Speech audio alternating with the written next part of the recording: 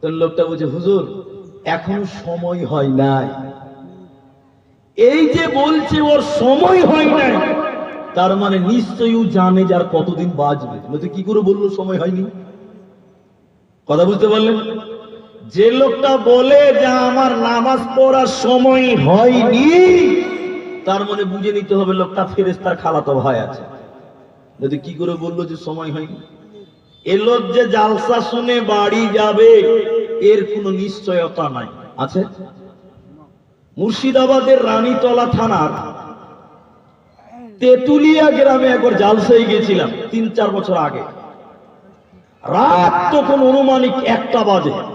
আমি প্রধান বক্তা স্টেজ থেকে নামছি, নামার একটু আগে মেয়েদের প্যান্ডেল থেকে হাউ হাউ করে কান্নাকাটি শুরু হয়ে গেল। কাঁদছে, বিকট আওয়াজে কাঁদছে।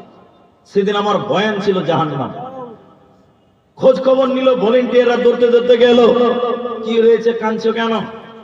দেখতে পাওয়া গেল মেয়েদের ভিতরে একটা মেয়ে জালসা শুনতে শুনতেই মারা গেছে, আল্লাহ নিয়ে নিয়েছে।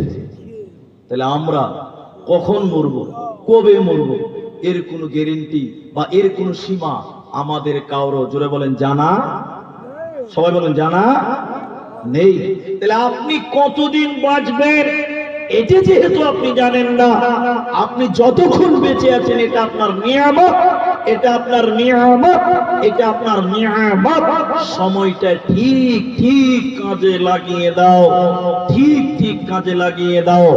নবীজি অন্য জায়গায় বলেন,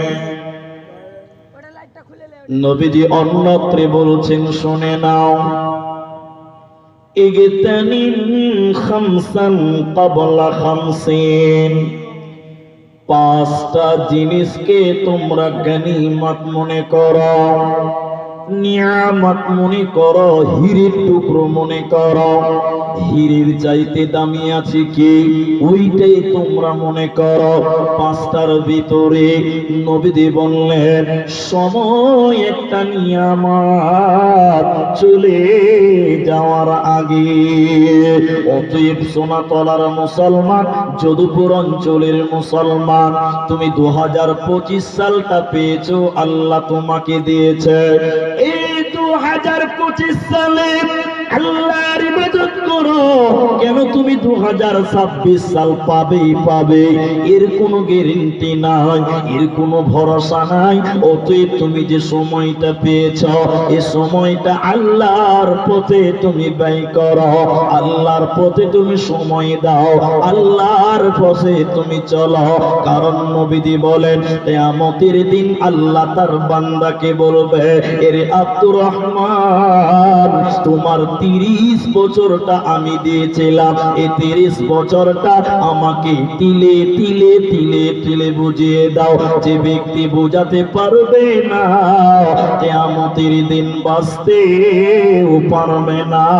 অতএব সময়ের গুরুত্ব দাও, সময়কে রং তামাশা করে খেলাধুলাই পার করবে না।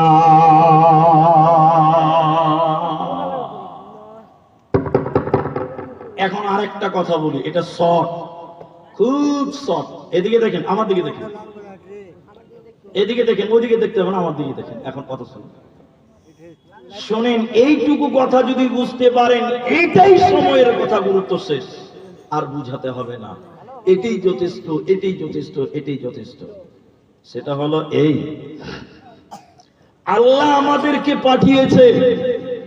আল্লাহ যদি কিয়ামতের দিন কাউকে বলে তোর জীবনের 50 বছরটা আমাকে বুঝিয়ে দে, আল্লাহ যদি প্রশ্ন করে, আচ্ছা আপনারা এতটি মানুষ একটু কথা বলেন, আমরা কেউ আল্লাহকে আমাদের সময় বুঝাতে পারবো? এতটি লোক বলেন। আল্লাহ যদি বলে বেশি লয়, তুই 50 বছর বেঁচেছিলি, 25 বছরটা আমাকে বুঝিয়ে দে, আমরা 25 বছরও বুঝাতে পারবো না। জি বলেন, পারবেন? পারবেন না। যদি বলেন কেউ হান্ডামু করে বলে যে না আমি পারবো, তাহলে আমি তাকে প্রশ্ন করছি, আমাকে উত্তর দেন, আমাকে, আমাকে। আল্লাহকে দিতে হবে না, আমাকে দেন। আমি বলছি, বল এ আব্দুর রহমান, তুই বল। আমি আমাকেই বলছি, এর আব্দুর রহমান, তুই বল তোর 50 বছরের সময়টা দে, একদিনের দে, 50 বছর লাগবে না, একদিন।